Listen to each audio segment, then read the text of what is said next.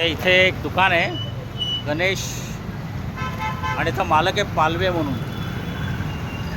पालवे इथे डॉक्टर मनीषा जोशीने काही सामान घेतलं होतं आणि त्याला शेजारच्या लोकांनी भडकवलं आणि तो काय बोलला होता की तुम्ही काही पैसे द्यायची गरज नाही, मी तुमच्याकडून काहीतरी वैद्यकीय सेवा घेईन किंवा माझ्या बायकोला सांगू नका, असंच काहीतरी बडबड करायचं होतं. 3-4 दिवसापूर्वी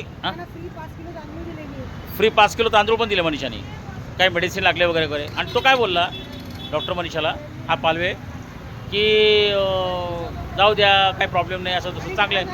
आणि तो म्हणला भगवानगडचे महाराज सानप गुरुजी ना, आम्ही त्यांचा चेला आहे, मग तुमचे वडील तर भगवानगडचे गुरुजी आहेत, भगवानगडचे जे महाराज आहे सानप गुरुजी, त्यांनी तुमच्या हाताखाली PhD केलेली आहे, बरोबर ना, असं बोललो ना. आणि तो म्हटला माझ्या बायकोला सांगू नका, असं तसं काय काय बोलला नाही. त्याच्यानंतर मग 8 दिवसापूर्वी आला घरी.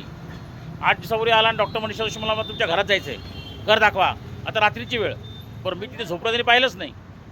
मग ते आज काय झालं, आज दुपारी त्याला कोणतरी भडकवलं आमच्या आसपासच्या लोकांनी आणि घरात घुसला. मी आता पडले होतो बेडवर आणि आजारी होतो मी. तर म्हणलं बा काय आहे प्रॉब्लेम. बरं ह्याच्यात काय झालं की पाळत ठेवली गेली आमच्यावर, म्हणजे मनीषा बाहेर गेला आणि तो एकदम आतमध्ये आला आणि मग त्याने शिव्याच घालायला सुरुवात केली मला आणि मनीषाला एकदम डायरेक्ट. मी लाव तुमचा काय विषय आहे, मनीषाचा विषय आहे ना, बरोबर आहे का मनीषा सगळं. हो, अतिशय गुन्हेगारी पद्धतीने आणि अतिशय सावकारी पद्धतीने ते आले होते आणि त्यांनी धमक्या दिल्या. मी आजारी आहे, माझी तब्येत बरोबर नाही, मी त्यांना सांगतोय समजावून, शिवीगाळ करतायत मला माझ्या मिसेसला. आणि हा प्रकार आता 20वा हल्ला आहे आमच्यावर. हडको सिडको पोलीस स्टेशनच्या हाती 20वा हल्ला आहे. बरं तो पळाला कुठे, मी त्याला जेव्हा धरायला गेलो ना, तो कळाला कुठे पळाला, बाजूच्याकडे नितीनकडे. मग नितीनने त्याच्या भावाने वाचवलं. तो नितीनचा ओळखीचा आहे, हे सगळं साठलोट आहे, हे सगळं मिळालेले लोक आहेत.